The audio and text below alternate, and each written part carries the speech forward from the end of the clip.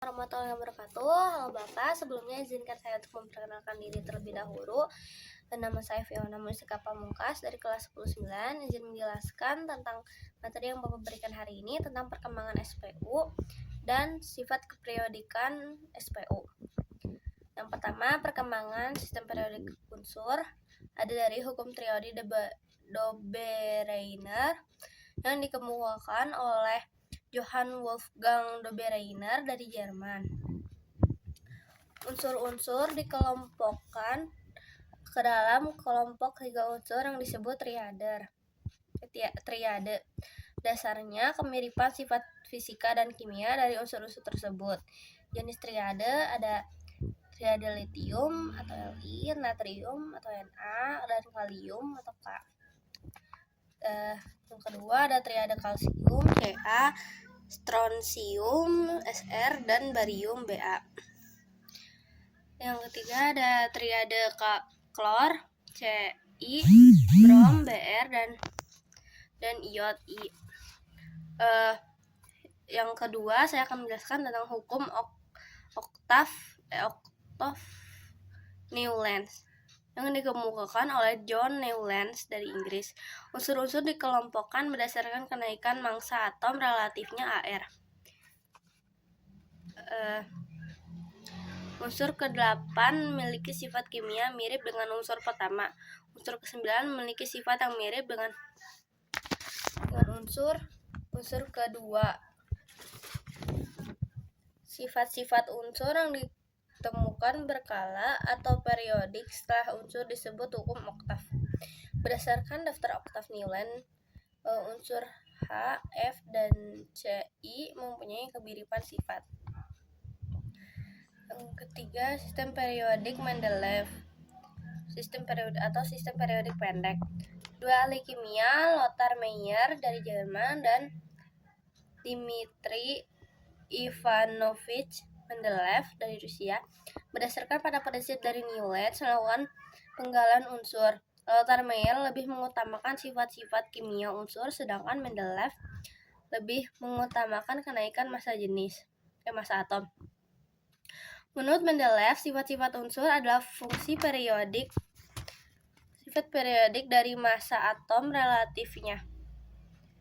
Artinya, jika unsur-unsur disusun menurut kenaikan massa atom relatifnya, maka sifat tertentu akan berulang secara periodik. Unsur-unsur yang memiliki sifat-sifat serupa ditempatkan pada satu lajur tegak, disebut golongan. Sedangkan lajur horizontal untuk unsur-unsur berdasarkan pada kenaikan massa atom relatifnya dan disebut periode. 4. Ada sistem periodik modern atau sistem periodik panjang.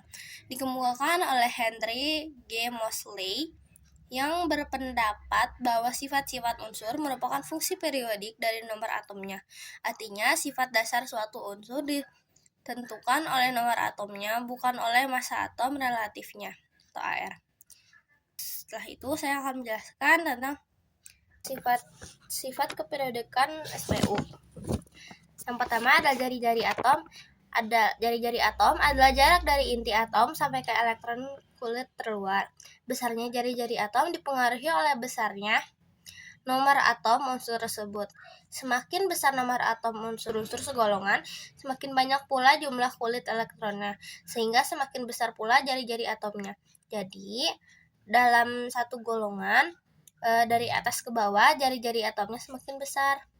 Dalam satu periode dari kiri ke kanan nomor atomnya bertambah, yang berarti semakin bertambahnya muatan inti, sedangkan jumlah kulit elektronnya tetap.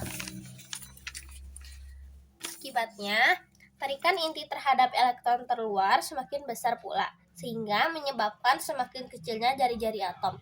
Jadi, dalam satu periode dari kiri ke kanan, jari-jari atomnya semakin kecil. Kedua, ada energi ionisasi.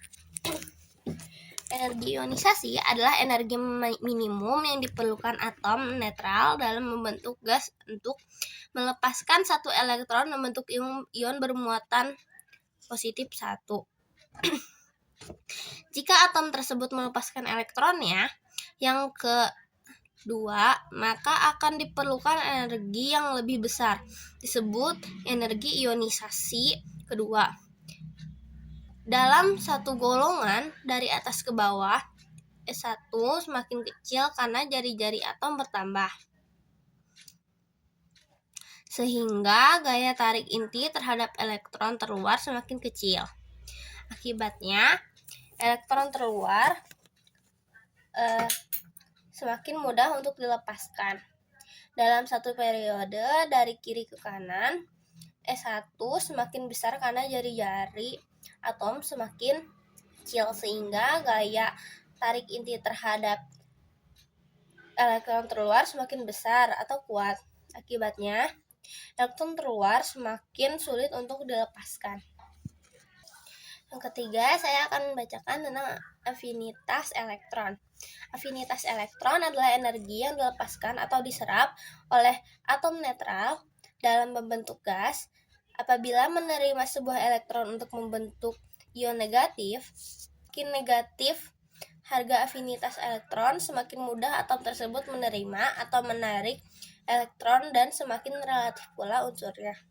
Afinitas elektron bukanlah kebalikan dari energi ionisasi. Dalam satu golongan dari atas ke bawah, harga afinitas elektronnya semakin kecil. Dalam satu periode dari kiri ke kanan, harga afinitas elektronnya semakin besar. Unsur golongan pertama memiliki afinitas elektronnya bertanda negatif, kecuali golongan 2A dan 8A. Afinitas elektron terbesar dimiliki oleh 7A. Yang keempat, saya akan membacakan tentang keelektronegatifan.